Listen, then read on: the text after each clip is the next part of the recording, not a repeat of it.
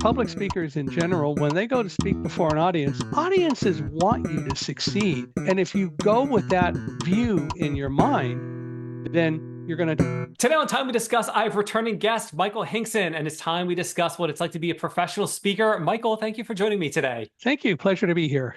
You always hear about different speakers and you see different speakers, obviously going to different conferences and like that. And I know many people probably wonder, I know I've wondered, how do you actually get to be a professional speaker? So I know in your past, I know one of the things you talk about is your experiences on 9/11, being in New York, getting out of the building with your guide dog. I can't help but wonder, did that kind of pave the way for you as a professional speaker? Were you speaking before that?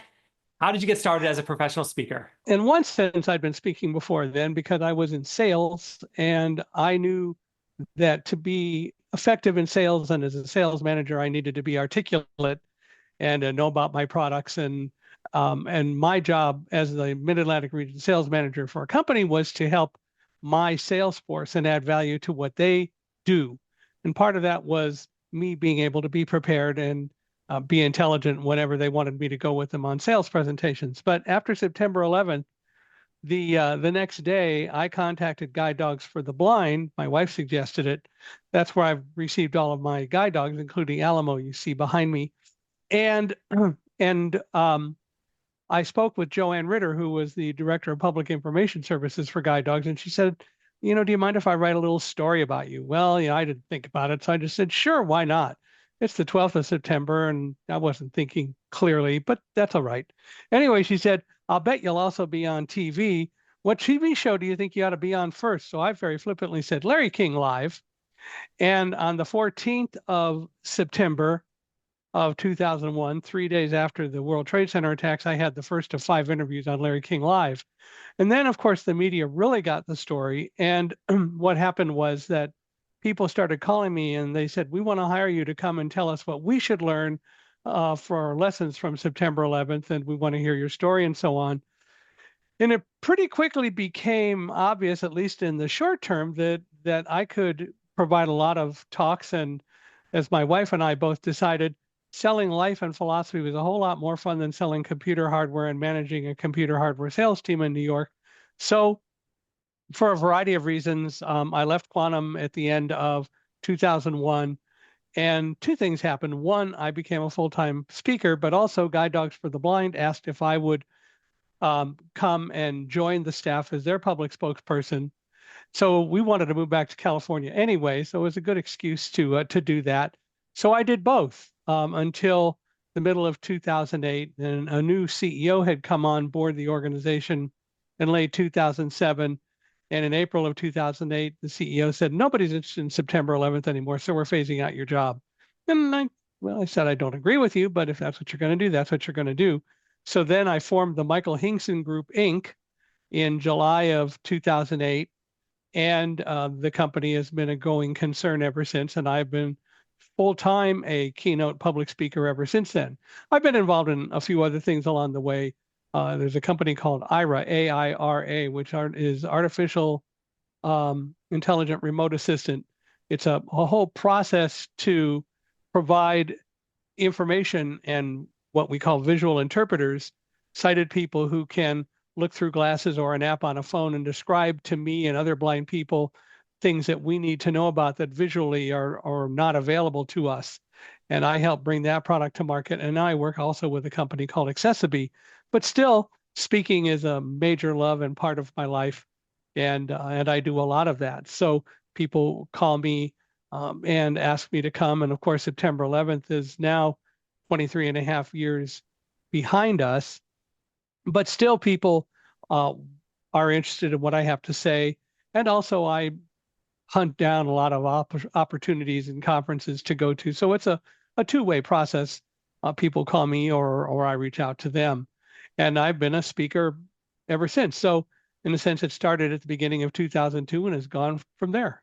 You talked about starting in sales. How important was, and you kind of alluded to this, but how important was your ability to interact with people through sales? How much did that impact you as a speaker? How much did that prepare you to be a speaker? Well, it interacts a lot because I believe that good speakers need to be able to sense their audience at all times.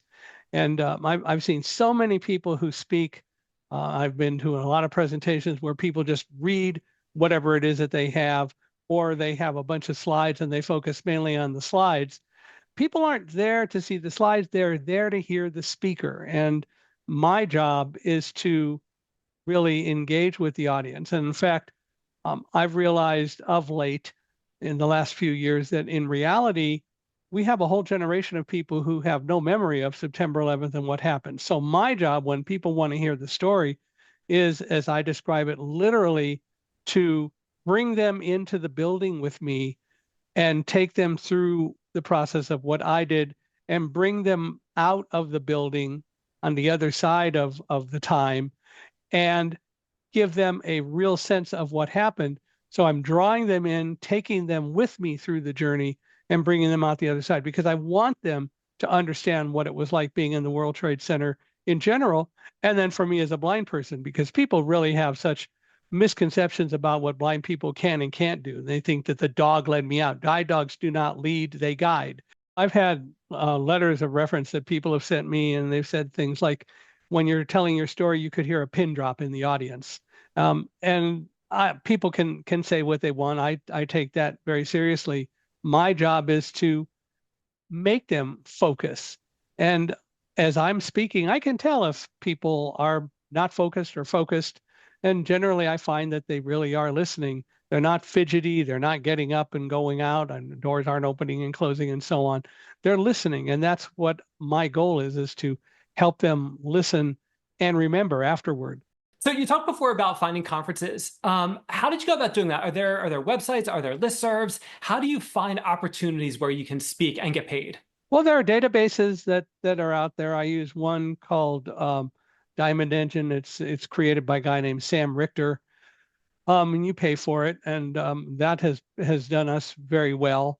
Um, there are a lot of ways to find speaking engagements now. Of course, using AI and asking it to go out and find conferences based on certain parameters is getting better and easier to do. So there are a lot of different ways to find conferences, and I have a website, michaelhingson.com, and I find that people go there and then they email me or send me a request through the contact page saying, we've been to your site. We want to know more about you coming and speaking to our organization. When someone comes to your website and they want to book you for a speaking engagement, what are some of the things that they will typically pay for? Do they typically pay for the travel, hotel room, or is that all on you and you just get paid for the speaking itself? In your experience, what is typical for someone that wants to do public speaking professionally? So if people want me to come and speak, it will be a speaking fee plus travel and expenses.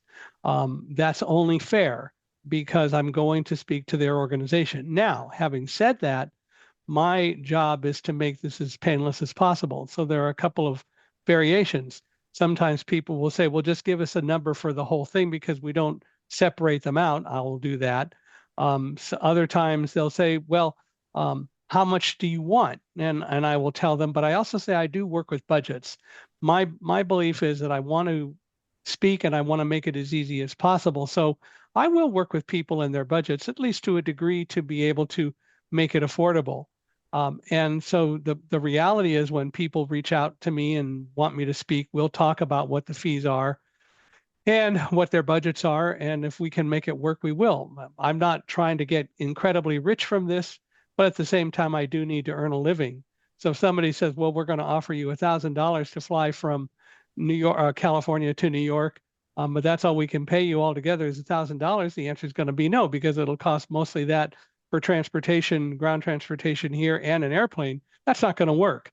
So we discuss it, but I will try to work with people in their budgets and make it meaningful for them. The other thing that I do is if I go somewhere, I don't charge by the talk.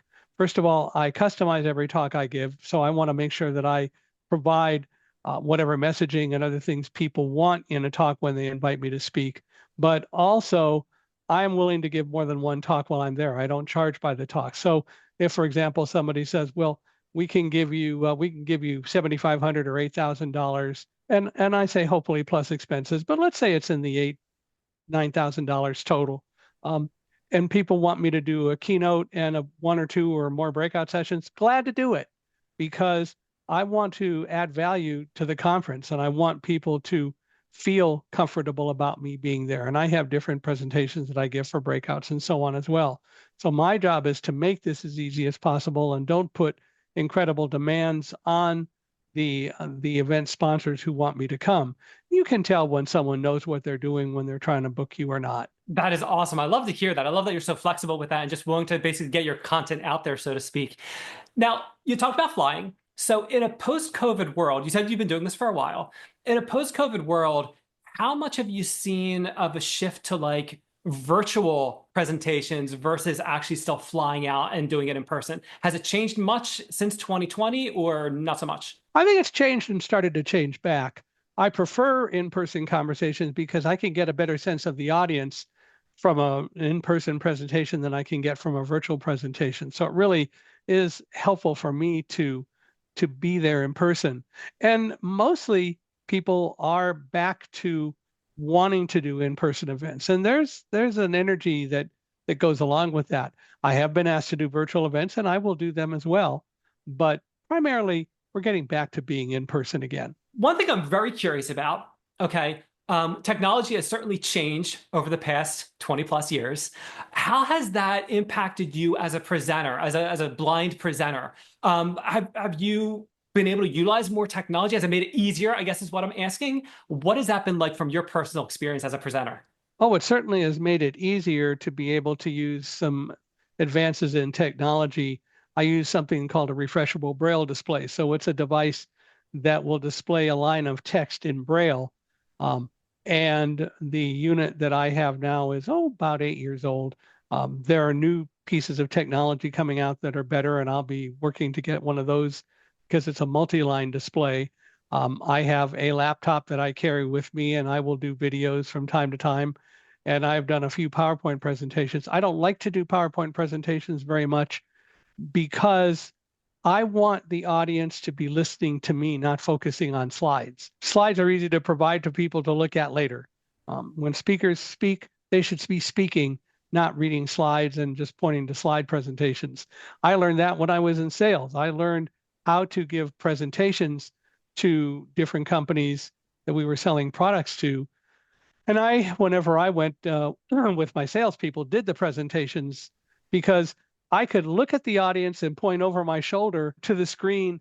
And I had a Braille script that told me exactly where, even on the slides, different pictures appeared. So I could point to different parts of a screen and do all of that without ever looking away from the audience. And I actually had people come up and tell me afterward, we're mad at you. And I said, why? Well, not that you gave a boring presentation. Your presentation was great, but you never looked away like most people do to look at the slides, so we didn't dare fall asleep, but your presentation wasn't boring anyway. But we didn't dare look away because we forgot you were blind and you kept looking at us. Yeah, when people are reading from the slides, I'm sure everyone would agree with this. That is like the bane of our existence. I can't stand when people just read verbatim. It's like, I could have done that and saved Too time. many people do it. Too many people do it. Michael, let's talk about getting started as a professional speaker. If I want to get started, or not me specifically, but if I want to get started as a professional speaker, what are some steps that I can take to help me go down that road? Well, first of all, I think that every speaker should have a story to tell. Even if you're talking about specific kinds of things and technologies, bring stories into it. Bring your audience into it.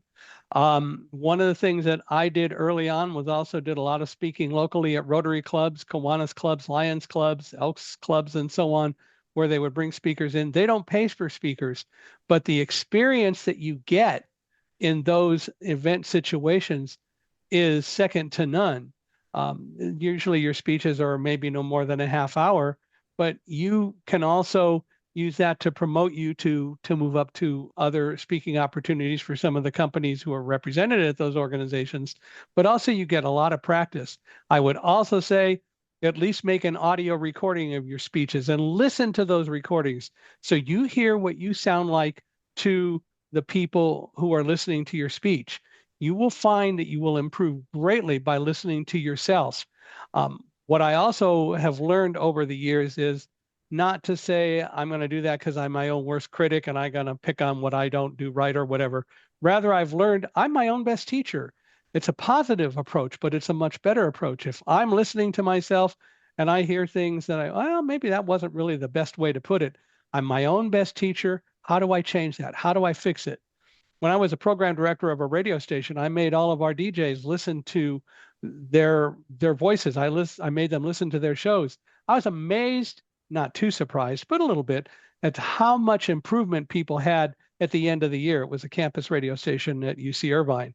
And some of those people ended up going into broadcasting and so on. And they were and are very articulate. I can totally understand that. Yeah, going back and listening to a recording and hearing, even when I edit my own videos, and I generally like to think I'm pretty okay at speaking, but even when I'm listening back to it, I hear all the times I stutter, or the times I say or any of those Yeah. other fillers, because it's just the nature of the way I talk sometimes. But you don't think about it in the moment. You think, oh yeah, I don't say that, and then you realize you sure do. Well, and you can decide whether that's a good thing or a bad thing, or may not be a bad thing to have an occasionally or whatever. But the bottom line is you listen to it, you become aware of it, and then you deal with it accordingly.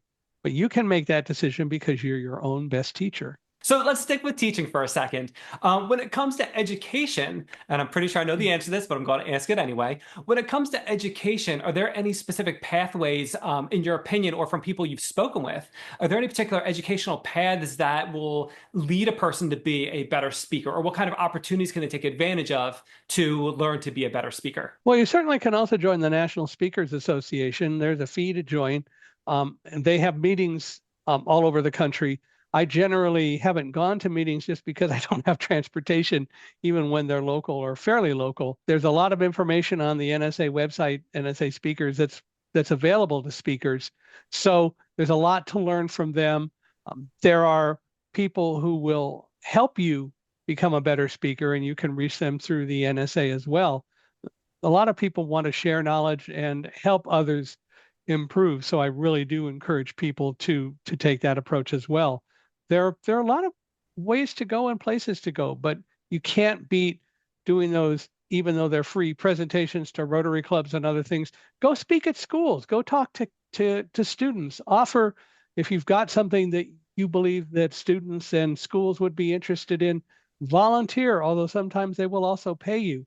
But that practice, if you're going to be starting out as a speaker, that practice is second to none. Okay, so hanging with the NSA for a second, aside from the practical experience you can get from the other professionals, is there any kind of, I'm going to say, networking opportunities there from a perspective of getting other speaking opportunities? Is there networking opportunities like that where people help each other out, get into different organizations to speak, or is it really just all about improving oneself? No, it's not all about improving oneself. There are a lot of networking opportunities. There's another organization called Speaker Hub that I'm learning about, and they have meetings almost every day where people can go and compare notes with other speakers and so on. There's a lot of networking opportunities available, and they're all available online. You can find them if you search for them. But the fact of the matter is sharing knowledge, and then as you become better, you sharing your knowledge to help other people is also important. Michael, one thing I'd like to ask whenever I'm speaking with someone is a particular attribute of a job that could be a game changer, or I should say a deal breaker. So, for instance, if I'm a web developer and I don't like to sit for 8 hours a day, web development probably isn't for me. But when it comes to public speaking, and we're going to take fear of public speaking out of the mix, when it comes to public speaking, what's one thing you can think of that if you don't like this particular thing, public speaking is not for you? I think public speaking is always a choice. So I'm not sure that there is one thing that I can point to that would say public speaking isn't for me. Even people who may stutter a little bit may find that speaking is really a good way to improve on some of that. I think that the issue is it's always a matter of choice. And I know you said taking the fear of public speaking out of it, but that's a taught fear. And there's no need for people to fear public speaking, which is why going to Rotary clubs and other places is helpful. But I would say in general, keynote speakers, public speakers in general, when they go to speak before an audience, audiences want you to succeed. And if you go with that view in your mind, then you're going to tend to be more relaxed. The first time I did a speech after September 11th, I was called by a pastor of a church in New Jersey, and he said, "We're going to do an ecumenical service for all the people who were lost in New Jersey in September 11th. Would you come and speak?" And I said, "Sure." He said, "You only have about 5 or 6 minutes, but we'd like you to come and quickly tell your story. And I agreed to do that. And then I made the I love to put it this way, made the mistake of asking how many people are going to be at the service. Well, about 6,000. And that was my first speech publicly talking about September 11th. And so the bottom line is that in reality, don't be afraid of it. The audience wants you to succeed. If you if you're doing something where you're going to an audience that's really negative, then probably that's not the place to go. And or maybe you need to find out what the issues are. But I find that audiences want you to succeed. They want to hear what you have to say. Tell it in an engaging way. I don't get into politics and things like that very much because I know that today that's not only a controversial thing, but it is really something that people tend to react very negatively about in any way, shape, or form. So what I love to tell people is I'm an equal opportunity abuser. I can pick on all of them if we ever have to. But the bottom line is I want people to laugh. I don't need to go into politics to talk about September 11th, for example. I think that all too often we try to bring politics into things that, where it doesn't belong. And I've had some places that say don't talk about religion and faith. I want to know what messaging different event sponsors want me to include or not include. And I always meet with them so that I understand what their needs are before we go. And I will work accordingly. There's so many things I want to comment on that. 6,000 people. So when you're speaking, the camera's on you. When I'm speaking, the camera's on me. And when you said 6,000, my jaw dropped, my head went back, eyes wide open. I couldn't believe that. And I heard that a very similar thing that you described as well, where it's like, people when people go to a presentation, they want you to do well. They're not coming there hoping you fail. And I think a lot of people like that. They go in, they're very nervous, they're scared, whatever. But the bottom line is exactly what you said. People, they're rooting for you. They're standing behind you, cheering you on, so to speak. Especially when you're in there talking about something that they're interested in. And I always want to know what people are interested in before I go, so that I make sure that I deal with that as best I can. And I think that's extremely important to be able to do. As I said, I think that speakers ought to always have stories to tell. Don't make your speech boring. I've heard a couple of very boring speakers in my life, and they didn't need to be. But the reality is they didn't really understand how to interact with an audience. And so as a result, they read speeches, they did other things, they were very boring, and people weren't really engaged or interested. They gave up good facts and so on, but there's a whole lot more to speaking than that if you're going to be a good speaker. Completely agree. Let's talk about, we didn't talk about contracts at all. When you are involved with speaking, I'm assuming there are contracts that go underway. Do you need to get a lawyer involved? Are they pretty straightforward at this point? What does that look like for you? I have my own speaker contract, which I will use, but I've done speeches at government organizations and other and schools and other places where they want to use their contract. And so either way we go, we'll all look at the contract, and if there's something that really is an issue, then we'll talk about it and we can fix it, and then we move forward. But I prefer to have a contract. I have had some speeches where there isn't a contract, but they're with organizations that I'm certainly going to trust. And so as a result, I will go ahead and enter into an agreement. And so it's a verbal contract, if you will, but it works out okay. Generally, though, I like to have a contract. That way we all know what we're supposed to do and where things sit. And also, it's a good reminder for me of what I'm supposed to do and not supposed to do if I get that information before the contract is signed. Michael, this is all really good information. We are running a little short on time, but one thing I like to do whenever I'm speaking with someone is give them the opportunity to talk about a project they're working on, a cause they believe in, or business. It's kind of open-ended, but I'm going to hand the floor over to you. We mentioned Accessibility a little bit. That is a company that makes products that help make internet websites more inclusive and accessible for people with a lot of different kinds of disabilities. And the company is expanding and growing, and their products are even becoming more robust. The idea is in this country and elsewhere, internet websites are generally not accessible. Only about 3% of websites are really accessible and have features in them to make sure that they remain accessible for blind people, people who can't use a mouse, and a variety of other people, even ADHD and so on. And so I really urge people to look at Accessibe, ACCESSIBE.com. And there are a lot of things that they can incorporate. It's not that expensive to do, but by doing it, you're making your website available to up to 25% more viewers and visitors than you otherwise would have access to. For me, also, it is traveling and speaking. I love to speak. I love to tell the story of the World Trade Center, to try to educate people, to draw people in, as I said, and to inspire. So I hope people will, when they listen to this, will want me to come and speak, and they're welcome to reach out to me. It's speaker@michaelhinkson.com, or they can go to my website, which is just www.michaelhinkson.com, and they can reach me there as well. And there are videos and other things so that they can get a sense of what I do. But I'm glad to interact with anyone, answer any questions, and inspire, which is what I love to do. We also have a podcast called Unstoppable Mindset, where inclusion, diversity, and the unexpected meet. And as I tell people, mostly we talk about the unexpected. That is anything that doesn't have to do with inclusion or diversity, which is most things. And if people want to be a guest, again, they can email me at the email addresses that I gave, and they can talk about wanting to be a guest on the podcast. And you've been a guest, so you know what it's like. Yeah, it was an awesome experience. I was going to say it wasn't encourage... painless. It wasn't painful, so good. Yeah, not painful at all. So I definitely encourage anyone that is interested to definitely reach out. Michael, I will get all of those links for you. I'll put them in the show notes, the website. They'll be all over the place. So when people are trying to find you, they can easily do that. Perfect. Michael, again, it's been absolutely awesome having you on Time We Discuss, and we learned what it's like to be a professional speaker. Thank you. It's a pleasure to be here. And anytime I can help, just let me know.